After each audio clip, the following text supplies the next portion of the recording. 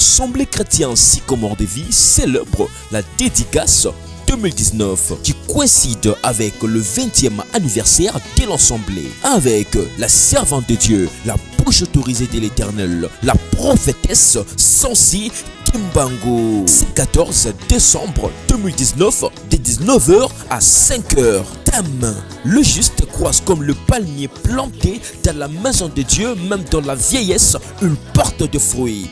Adresse: salle Le Millénaire, 3 places du 19 mars 1692, 77 176 Savigny Le Temple.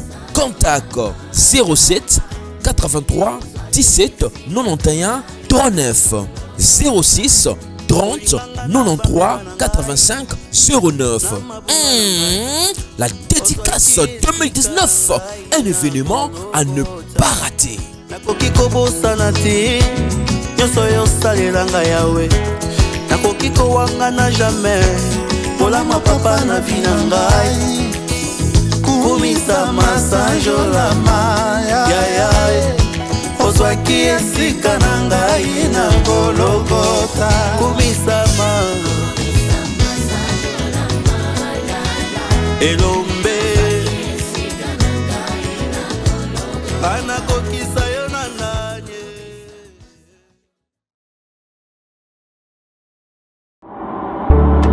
Bongola meso mwene fongola misu omona pe fongola matoi oyoka sango ya Mutuelle Misunga oyo eyeli bino bakongole nyonso oyo bobelaka bamaladi ya ndenge na ndenge oyo bozali pe na makoki ya kozwa ba soins de santé te ezala awa na mboka na biso to pe na libanda ya mboka na biso. Mpona yango esengeli koyeba kaka ke na dollar na yo ya pamba oyo okobanda kofuta chaque fin ya mois, okobanda kozwa ba soins de santé awa na mboka na biso, même na libanda ya mboka na biso soki maladi na yo esengi bongo. Pe check up okobanda kozwa yango chaque semaine kaka ndenge yo moko olingi. Ya kosamba pe tembezali te bino moko botala mama Colette oyo azalaki kobela kasi maladi na ye esengaki ke akende kozwa soins de santé na libanda ya mboka. Tala ndenge Mutuelle Misunga ezwaki en charge na nyonso kobanda Kinshasa, bino moko botala ndenge azali komata pepo awa na aéroport ya Njili destination bondimela ngai Afrique du Sud, mboka ya Mandela, précisément na Johannesburg, wapi tango akitaki logement na ye ya qualité ezalaki na maboko ya Mutuelle Misunga. Bino moko botala condition ya kosamba kutu ezate e bongo check up na ye na Afrique du Sud to pe ba examen na ye evalaki kaka na maboko ya Mutuelle Misunga. Bino moko botala ndenge babali kosala ye contrôle ya nzoto, donc maladi nyonso oyo avalaki kobela ebimaki pe emonanaki Misunga asungi mama azongi nzoto kolongono. Boyoka bino moko ndenge mama alobi. Bandeko soki botali na ba image elongi ya malade ndenge nazalaki na lelo esengo vraiment nami monaki vraiment on dirait naza soki wapi ba séjour na ngai banda na yaki ti lelo vendredi nazoyebisa bino très bien bomoni mwa elongi na bongi muke kutu batu babi par rapport ndenge oyaki na lelo changement pena po l'air wana so botali ba image na ozala kaka na kitamba na mutu moyen kutu vraiment na se maquiller ezate à partir ya lobi na butu ti lelo naza vraiment très bien. Mutualité Misunga mokili mobimba, Mutualité Misunga international kaka ndenge bomoni mama Colette ba soins de santé na ye esimbi yo pe ovali kolanda biso soki ovali banda ya mboka soki ndeko na yo abengo na Kinshasa ke azali malade komitungisama na yo te benga kaka Mutualité Misunga na numero oyo ndeko na yo na Kinshasa atovali na poto ye akozwa ba soins de santé à l'aisement calmement sereinement po Mutualité Misunga ezali wana. Tala kosamba na yo te kobanga na yo te komitungisa te luka kaka bandeko ya Mutuelle Misunga ezala maladi nini ovali kobela epa na bango okozwa solution lokola mama Colette azwi solution na ye kaka na $1 ya pamba oyo afuta na Misunga ememi eti na Johannesburg na Afrique du Sud na mboka ya Nelson Mandela. Eske na Mutuelle Misunga tembezali ezate zwa constitution na yo luka journaliste nyonso omoni ala kisolua sur la presse tanga na ye bartiko na la kisio sima kende na justice biso pe tokoya na bavoka na biso me yokana na yebisa yo muto ozo kotindelanga ba menace na ba maloba no mabe yoka na constitution de la République article 23 toute personne a le droit à la liberté d'expression. Toute personne mutunyos azali na liberté d'expression naye, il a ce droit là, il peut s'exprimer comme il veut.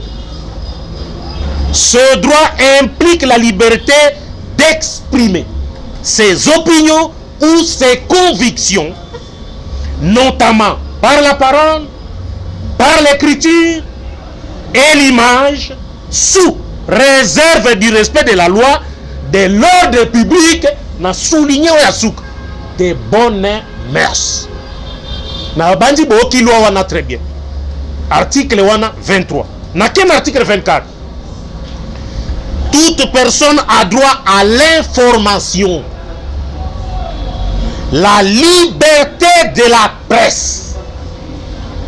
La liberté d'information et d'émission par la radio et la télévision, la presse écrite ou tout autre moyen de communication sont garantis sous réserve du respect de l'ordre public, des bonnes mœurs et des droits d'autrui. La loi fixe les modalités d'exercice de ces libertés. Les médias audiovisuels et écrits d'État sont des services publics dont l'accès est garanti de manière équitable à tous les courants politiques et sociaux. Le statut des médias, l'article 24, le statut des médias d'État est établi par la loi qui garantit l'objectivité, l'impartialité, le pluralisme d'opinion dans le traitement et la diffusion de l'information. Moussala ya presse yango wana. Voilà Moussala presse. La liberté de la presse. Donc presse azana liberté à couper cette information na ye ndenge alingi. Mais attention sous réserve de la loi. Ordre public et à la respecter. Bonne vie et mœurs. Et à la paix respecter na kawana babakisipe les droits d'autrui. Voilà la constitution en République démocratique du Congo. Il faut apprendre à lire ça. Beaucoup batanga kangote sont des ignorants, ils parlent. Dans la constitution, mingi basitu ki ba apprendre encore kasikoyo. Article 23 na article 24 ya constitution république. Na recommandé bino na nukuna. Na kotanga sikoyo déontologie et éthique professionnelle ya journaliste. Na zui o lobby droit ya journaliste. Écoutez très bien. Pobo kakate. Balobi des droits des journalistes. Na déontologie, il y a journaliste congolais. 1. Le journaliste a le droit au libre accès à toutes les sources d'information et le droit d'enquêter librement sur tous les faits qui conditionnent la vie politique, le secret des affaires publiques ou privées ne peut en ce cas lui être opposé que Babakisi, exception, par exception et en vertu des motifs clairement exprimés. Par exception, journaliste Azana droite, na côté wana, na source wana, exception. Et puis Babakisi, en vertu des motifs clairement exprimés. Il faut qu'on passe à un motif clairement exprimé. Pour tes journalistes, Asale Angote. Mais, journaliste Azali na droit au libre accès à toutes les sources d'information.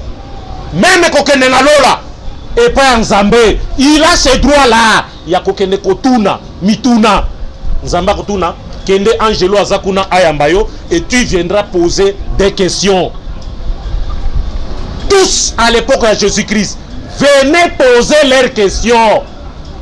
Même la question piégée, Bazalaka toujours composé. Sans zambage. Voilà le rôle à journaliste. Déontologie et éthique professionnelle. Na chapitre à droit. Na Tangelbino. Premier point. Allez vérifier. Pour bino bo vérifier. Je termine la relecture. Nango. Le journaliste a le droit au libre accès à toutes les sources d'information et le droit d'enquêter librement sur tous les faits qui conditionnent la vie politique. Le secret des affaires publiques ou privées ne peut en ce cas lui être opposé que par exception et en vertu des motifs clairement exprimés. Ce qui au principe à motif clairement exprimé, alors le journaliste a droité. Mais sinon, selon tout, conformément à l'article, il y a constitution 23 à 24, journaliste azali na droit, il y a que ça la enquête naie en toute liberté. Bon que ne ko vérifier yango malamu, bon comprendre yango. Batumingi bazali lésé, ils disent, vous citez les noms des gens dans ce que vous dites. Il y a imputation dommageable. Il y a l'honneur yamutu. Oyo bozaliko bafoué yango quand vous citez kombo naye dans tout ce que vous dites. Nazali kotang non diffamation te ndeko nangai Yves. Diffamation c'est lorsque information makambo balobi eza lukuta. Eza lukuta. Natie nzambe nangai témoin. Si tout ce que nous disons ici ezalaka diffamation, ezalaka lukuta. Nyos toloba pona ANCC. Ngai moko nazala na ba réunion ANCC na yebi. Oyo président MCC aloba alaka na batu ekokisa mate ezali diffamation. Ezali diffamation. Dites-moi ça. Na tien nzambe nanga témoin. Pona koloba.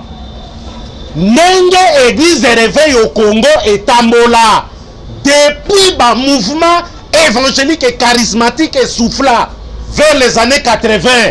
Après passage, il y a Tel Osborne, Jean-Louis Jaillet, na Renal Bong, Tilelo. Nenge église de réveil ezana ba problème. Mandat il y a évêque général, il y a Liboso. Ndenge ezali négatif. Bien qu'il y a Bounana qui pour la personnalité juridique et église de réveil. Ce qui n'a l'obi wana. Diffamation ezali wana. Même Dieu au ciel c'est que Gigi Kaza koloba vérité. Beaucoup de pasteurs, naba mission chrétien, bazali wana bazola nanga appuie ce que j'ai dit. Bien que bazako banga kondima kobeta maboko. Ndeko nanga Jésus-Christ avait dit à ses disciples, malheur à vous, lorsque tous les hommes diront des biens de vous, car c'est ainsi qu'ils agissaient à l'égard des faux prophètes.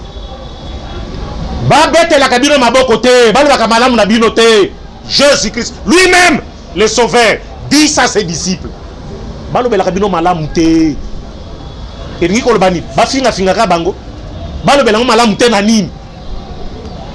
Vous connaîtrez la vérité et la vérité vous rendra libre. C'est ça un vrai disciple à Jésus-Christ. Il est un disciple de la vérité.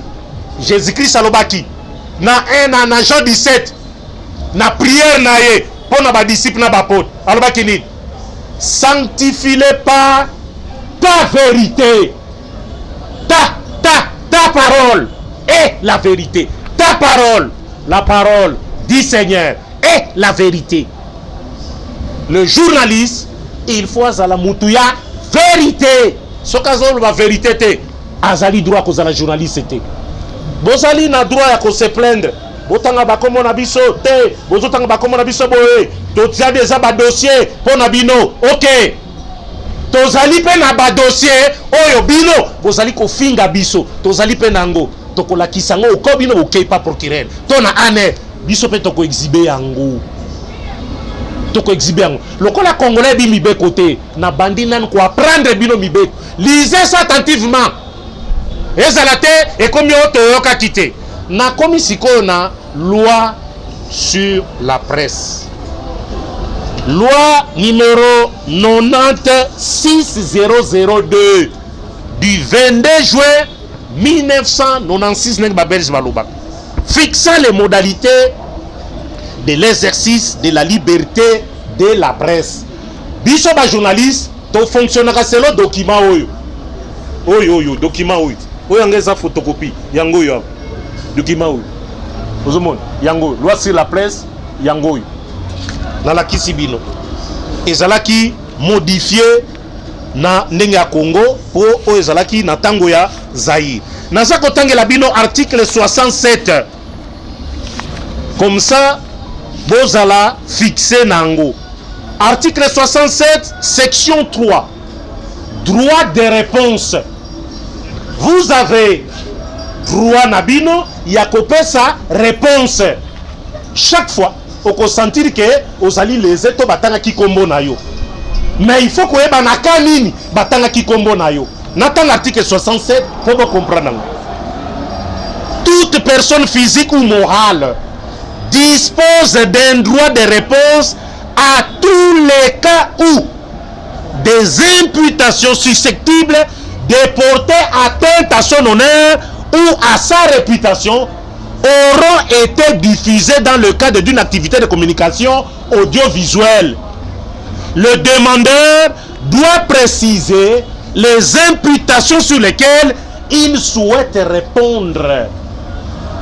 Ce que vous allez lire, article 67, il y a loi sur la presse et puis si vous n'avez droit wana tokana malam yokanenge lobby personne physique ou morale azali na droit de réponse au cas où nini où les imputations susceptibles de porter atteinte à son honneur ou à sa réputation ndekonangai devant Dieu et devant les hommes na lobby boy tango naza kolobake AMCC eloko moko ezo marché ezali te kuna président AMCC frère Patrice Ngwemuso a démissionné boye que ezali atteinte à son honneur ou à sa réputation awa selon article 67 boye bisanga yi soki ezali yango bandeko nazo za ba réponse na bino soki na lobby a démissionné pona musala asalmi pendant 2 mandats ezali malamu te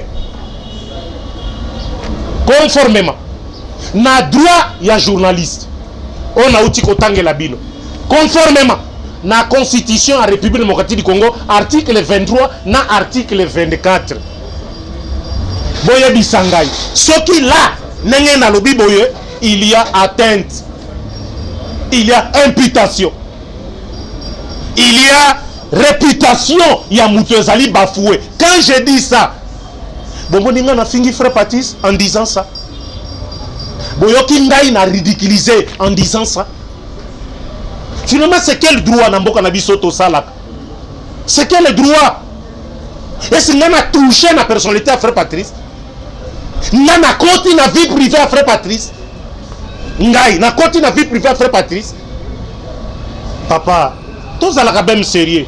Il y a également un article nangi kotangela bino yango pe ya constitution en république hein bo comprendre yango pe parce que elinga pe na mutu awa article 31 ezali pe kolobelo kwa malonga awa article 31 constitution de la république toute personne a droit au respect de sa vie privée et au secret de la correspondance, de la télécommunication ou de toute autre forme de communication. Il ne peut en être porté atteinte à ces droits que dans le cas prévu par la loi. en disant onga na lobby président amcc musala mabe et sengeli o démissionné ba promesse non tenue et mon ami clairement boyebisa ngai soki conformément na article onga na tangi article 30 de la constitution wapi ngai na bebisi soki na lobby église de réveil au Congo lelo et comment na ba difficulté et sengeli to senga pardon bisonyos conférence des serviteurs de Dieu to senga pardon to troubela masumu na biso nyonso ndenge to sakeli boso nzambe kaka ndenge bana Israël bazaki kosala à chaque fois bazaki kobunga nzela tangu mosakoli moko azaki kotindama azalaki kosenga na bango bozonga epa ya nkolo bazalaki kolela na maamisu kosenga bolimbisi pona mabe basalaki nzambe azali kolandela nde ba conducteur bandimité bandimaza ba innocent parce que Jésus-Christ na Matthieu 23 a condamné ba conducteur pharisien hypocrite pharisien aveugle Jésus-Christ ba conducteur alors qui bandimité c'est au conducteur ne sengeli balobela église de réveil et koufi il n'y a plus rien église de réveil bon mo sougne comme belé il y a plus de spirituel mandat il y a évêque général ya kala quand 15 mois na mbo tala lelo musala ndenge zali plus de 250 000 dollars ba pesaki na le raïs Joseph Kabila pona kotonga siège wapi yango bazali na droit de réponse selon article 67 il y a droit de presse il y a loi presse na biso ils peuvent koya balobi te papa yo jiji kozolo bebele yo ndo bungi stala na yolo immeuble moko à 25 étages ezawana batonga yango za pona yango nde siège ya église de du Congo yo ndo yede le côté na kwa kosenga pardon na kobana yeba kité évêque général yakala na kosenga pardon mais tant que na moni le côté et qu'il y a des murmures en quoi ngai awa na sali atteinte à l'honneur et à la réputation ya mout en quoi selon article boye bisangay en quoi non na touché ni vie privée na yete na lobby ni église na yete na lobby ni mwasi ni bana na lobby rien na lobby église de réveil au Congo adage mon en français lobby il n'y a pas de mauvaises troupes il n'y a que de mauvais chefs. Je dis que ça lobby boza ba étoile na likolo na molili étoile tango zonga mutuno sazotala bozali lokola ndako etelemi likolo ngomba na molili bat bamoni ke mwinde za kopela mwinde soke bomani batu baloba te batouche vie privée à mutuana en citant les noms batouche vie privée selon l'article 31 constitution non donc nos frères sont en train de commettre ba erreur moko monumentale ezali kosala pasi na motema tango nazali koyoka yango ngai moko naza na kompane kokola azaka ka mutu mabe mokonzi moko azaka koloba wa kongomane wiko watu wabaya naza komanda kaza na raison wa kongomane watu wabaya sana wa kongomane congolais baka mabe ya batu jamais alobaka malamu alukelaka mutu problème qui se sent piqué connaît l'affaire ndenge adage moko elobi yaka na droit de réponse na boy kotanga bino ba article beli balobi soki ba publier elo yo oyoki ke batangi tangi yo mingi na simakaka ya diffusion wana yaka kozwa droit de réponse na article ezali awa article ezali belé 67 et 68 69 ti na ba 71 ezali ozomona bato oyo bazali koloba loba ke totanga bakomo na bango bazwa pe article wana ils ont le droit de le faire ba yepe par le vin ba lobby ba contredire nga ba lobby ke lukuta jijika kosi amcc sali musala na bango malamu pendant 2 mandats ya frère Patrice musique chrétienne ke liboso siège ezali basala ka ba réunion mikolo nyonso promotion musique chrétienne ke ndaka très bien et qui est très bien. Mais à l'époque, musique chrétienne, nous avons matamakas et ningisa qui complètement république. Ba frère Kalinto batika ka ok jazz, ba frère Kalinto batika ka shock star, ba bongwama. Thomas de Baba, paix à son âme, à bongwanaka. Musique chrétienne et tokaka évangélisation, tokaka na mboko. Côté à bapagano, batu bakoma ki ko bongwana. Beaucoup de pasteurs ba commis le lot ba passer pour la nuit. À l'époque ils étaient quoi? Ils étaient des magiciens. Ba ya ebele natangwa vague. Ya évangélisation. Ba ya ebele. Ba ya ebele. Le lot ba ya kalisus. Qui est Sediambu? Azalaka na tout puissant que Diaz. Après qu'on les capable ya taboulay à Bongwanaka avant Kouf. Mon père wa maloba, père son âme à Bongwanaka, à Toubelaka. Ba ki signo sazaki kosala. Na époque wana bazali ebele oboyebi Petit Prince Pasteur Mathieu Bisika Zali abongwana kape ils sont nombreux ba musiciens wana Patient Kusangila na pesi moto Bisika Zali na Belgique ayoka kiyepe abongwana kipe ils sont nombreux boyebi bakana bango tangu évangélisation zaki kotoka na mboka oyo lelo ekomandengeni banatali makoma bayeli biso na makoma awa na puissance bana nyonso bambi bango sim wapi natali makoma lelo wapi natali makoma abandaki na molibu azongi na musuni Laura la perle ngai na sisa na point de presse na salon Congo de Grand Hôtel toko suki sango na ACK na aska na ma campagne ngai DJ Maemba apo ipan tosala karaoke kuna toyemba banzembo sœur azaki sœur en Christ lelo Laura la perle azawa bipende na koma komona bipende ya sœur ngana za komona bipende ya sœur Laura na komona ona tefe ngana za komona bipende na Nathalie Makoma nazana ba photo to vandi pembeni ata songa linzaka ya Makoma na mona te na mona ngana télévision mapembe évangile kiti bao nyonso bazalaki na musique chrétienne bakomi kozonga na mokili. N'est-ce pas frère Patrice né à Lobate na nzembo na ye moko? J'ai trouvé le monde dans l'église et l'église dans le monde. Frère Patrice alobango te wana nde boyoki bien. Wana nde boyoki bien. Aza na nzembo na lobaki yango nana konanaka frère Patrice à l'époque wana tanga lobaki yango. J'ai trouvé l'église dans le monde.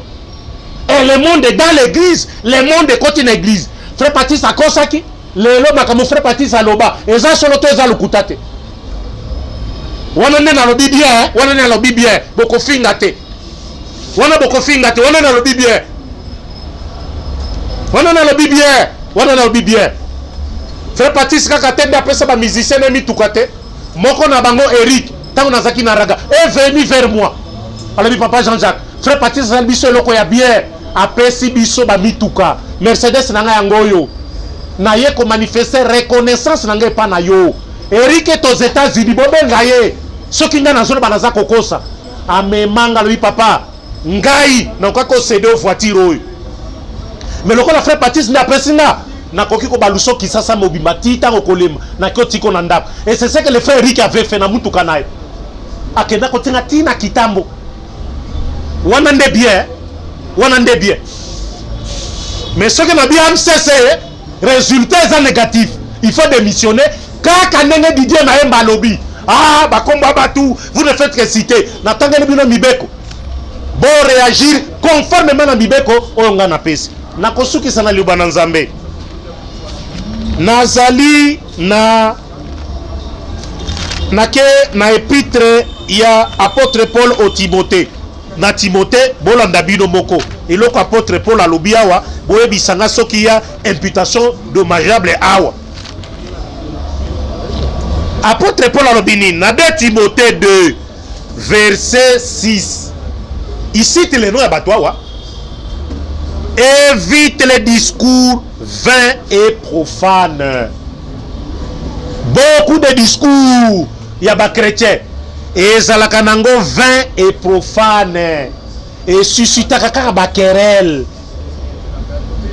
ezalaka kaka balobi mabe mpo na ngai balobi bafingi ngai yo yebi sekolo oyebi o balobi honneur ya muto yebi yango oyebi babengi imputation dommageable na droit oyebi yango nga soki balobi yo net bamusu babengi nga oza faux journaliste ngai faux journaliste ngai oyo faux journaliste et atteinte nga na honneur nanga to na réputation nanga loba na o faux journaliste comme tu veux na kokipe te na ko remercier yo mama moko na poto na baninga na ebele babenga na ba numéro masqué ba fingi nga oza idiot oza zoba oza journaliste bololé oza journaliste atiana na yo na vino nga zo lekisa yo na voix céleste oza bololé papa to fingi yo nanko ba miyebi kuna baza na poto okinga na pesa ta réponse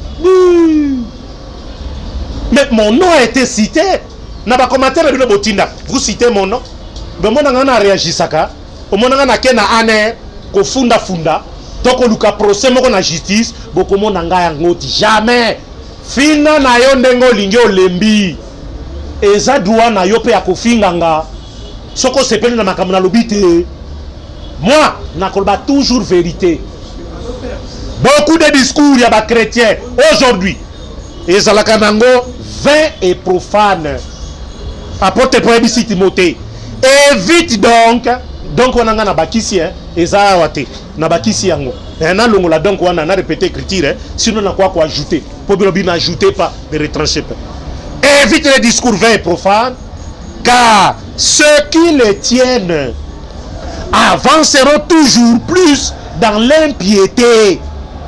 Ceux qui tiennent des discours vains et profanes bako avancer toujours na bonzambe aussi la bango bomusune okota bonzambe aussi la bango parce que balika ba discours moya ya ba mbongo ya ba discussion ezangatina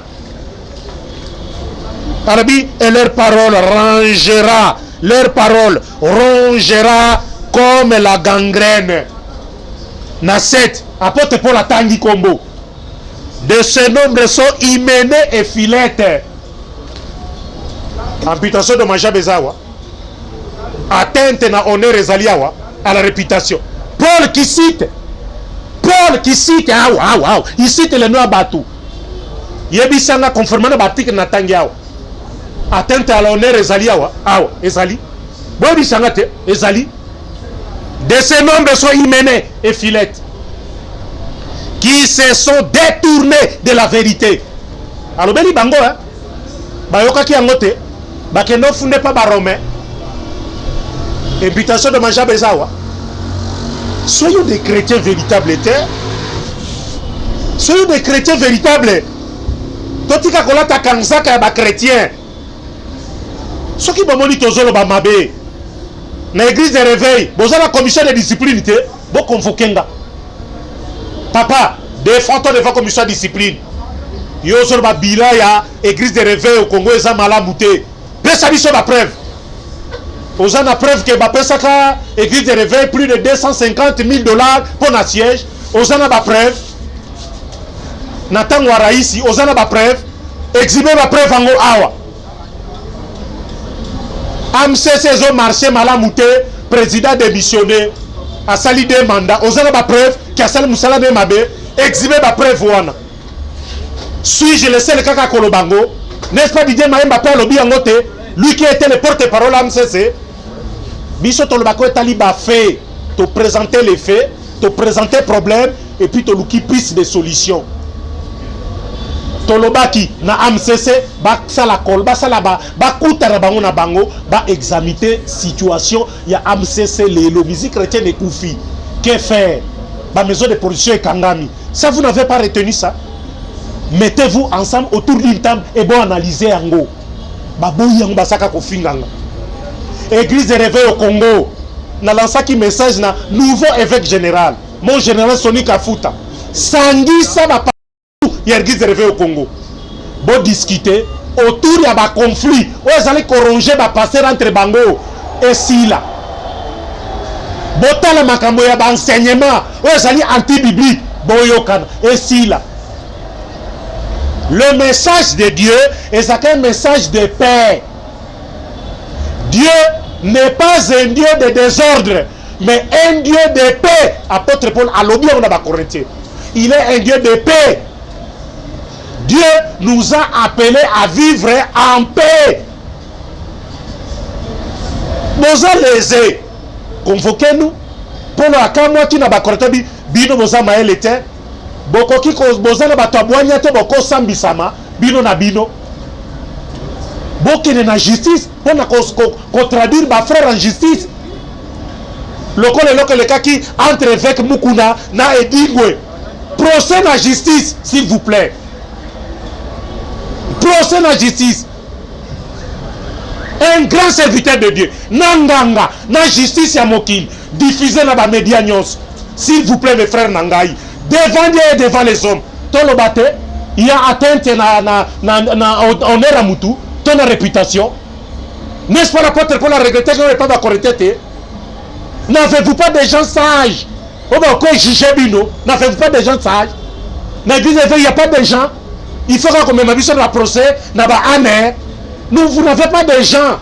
Il y a comme même abus sur le verset biblique. Apôtre Paul cite les noms. De ces nombres sont Hyménée et Philette, qui se sont détournés de la vérité, disant que la résurrection est déjà arrivée et qui renverse la foi de quelques-uns. Invitation de manger Bézao. D'y après quand même être sérieux dans ma Kamwazambe. S'il vous plaît, mes amis, s'il vous plaît, c'est la biblique. Ok, maintenant, on a fait le fond d'apôtre pour le baba romain. Parce que c'est là, justice à romain. Et ça, koto, kamakas, romain, la justice. Mais les droits, c'est venu chez les Romains. C'est venu chez les Romains. Droit, les Romains, n'a pas grec. Natangi verset à souka pour na souki sawana. Nakena 3 gens. On cite les noms. Je vous dis que Ismaël Bakombo. Boye Bisangai. Conformément na onga na tangeli bino. Na o Bible pesi batangi Bakombo. Dites-moi ce qui atteinte ya honneur. Na réputation muto eza na katiao. Nakena 3 gens. 3 gens. 1. Nakena verset 9. Nakosuke lao. Plainte contre Diotrephe. Yoka titre. Nazana lui second. Plainte contre Diotrephe. Jean.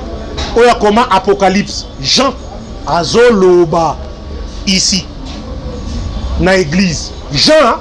Azoloba. A commis Mukanda. En citant les noms. J'ai écrit quelques mots à l'église. Écoutez. Hein? J'ai écrit quelques mots à l'église. Mais Diotrephe,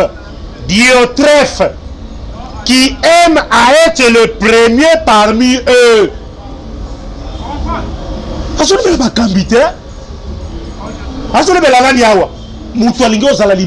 Responsable, le corps est AMCC, na église de réveil au Congo. Yende bazolo belawa. Yende bazolo bela bataki kombo na ye. Diotrephe, qui aime à être le premier parmi eux, ne nous reçoit point. À continuer, verset 10. C'est pourquoi si je vais vous voir, je rappellerai les actes qu'il commet en tenant contre nous des méchants propos. Non content de cela, il ne reçoit pas les frères et ceux qui voudraient le faire, il les en empêche et les chasse de l'église. Ça c'est Diotrephe. Batangi kombo na ye. 3 Jean 1, verset 9 ti na 10. Natanga mbalasu. Pobotika la bino moko. Ko analyser pe ko pesa nga ba réponse. Ata bo fini problème ezate. Mais boye bisangai dans tout ce que nauti ko luba awa. Mibeko constitution république natangi. Article 23, article 24, il y a constitution. Na article 31. Droit ya journaliste, na déontologie de la presse. Na loi sur la presse, il y a le 22 juin 1996. Na ba écriture, onga natangi batangi kombo ya bato. Boye bisangai soki il y a atteinte na honneur to na réputation ya batonga na tangi awa. Aidez-moi s'il vous plaît. Pour na koti na Bible na moni pe batangi kombo ya bato. Et puis yoka bien Jean denga lobi na verset 10 hein? C'est pourquoi si je vais vous voir, je rappellerai les actes qu'il commet. Je rappellerai les actes qu'il commet. Ça c'est Jean qui le dit. Je rappellerai les actes qu'il commet en tenant contre nous des méchants propos. Ngai na zozo ba méchants propos chaque jour ceux qui na lekiao des méchants propos ya batuni. Kaka les mêmes mais yango na Bible te des méchants propos. Non content de cela, il ne reçoit pas les frères et ceux qui voudraient les faire, il les en empêche et les chasse de l'église. Na soukisi na verset 11. Bien-aimé, n'imite pas le mal, mais le bien. Frère, tika makambwa aner, tika makambwa justice, ba procès tika. Tika, ba sage baza suffisamment na église. O ba koki ko traiter makamboy. Tika ba procès na yo wana. Soki oke na ba procès to na ba aner, oza mupagano 100%. Frère, na tikelo verset 11 oyo. Il y a Jean 1, il y a 3 Jean 1. Bien-aimé, n'imite pas le mal, mais le bien. Celui qui fait le bien est de Dieu. Celui qui fait le mal n'a point vu Dieu. Ce qu'on a la mabe, eh bien, oyebi na on zambeti. Voilà un peu en quelques mots. En quelques mots. Oyo ngana kina luba, papa Alvin, par rapport à oyo batu bazali koloba. Donc nakangi ba document na ngai ezali vérifiable, déontologie ya journaliste congolais bokoki ko vérifier yango, et puis loi sur la presse ezali bokoki pe ko vérifier yango, et puis constitution en république bokoki pe ko vérifier article 23, article 24 na article 31 constitution de la république bokoki pe ko vérifier yango, et puis kimia et zala nabino na sepeli mingi vraiment na ndenge bolandinga. Je sais que batu bazali oyo bayoke la kangai et ils ont compris oyo nanoti koloba mama malamu mestid misia zamba zala na yo pasteur Fezia misia la bouche autorisée pardon zambe pe apambola on a dit que yo ndimi tout ce que j'ai démontré ici maman nanga Dolphine Komesha zamba pambola mingi et na bo sanité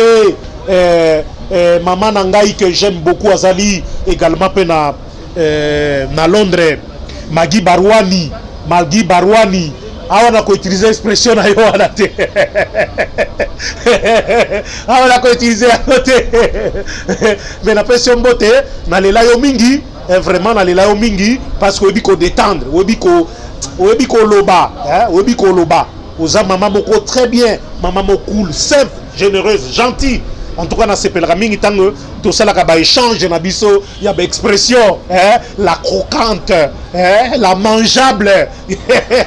En tout cas, c'est très bien. Et ça, là, bien appelé Sio Mote, mon ami de souffrance, mon frère de souffrance, Prosper Domilas, na bandel Lissous.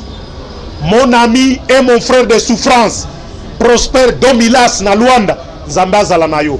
Maman Sylvie na Dallas, Zamba Pesoming. Maman Sylvie, tala ndenge ozako koma munena biloko zakolia. Maman Sylvie na Dallas, Zamba zala yo, pe apambola yo. Papi Kongenda, na bosani yote, mon frère, yo, otikali kaka frère nangai. Na pe simbote, na le serviteur de Dieu, Bastian Vambanu Mbila, bisika zali na Allemagne. Bastian Vambanu Mbila, na bosani yote, serviteur de Dieu, na mama na église, na sengi nzambe apambola yo, na masoza kosala. Mama pati wetwe, zamba zala na yo, apambola yo. Frère Yuyombi, zambe pe apambola. Boza ebele, boza epele, na sengi zamba apambola bino. Naza kozela ba donne de réponse na bino. Tokutani na mikolo ezali koya.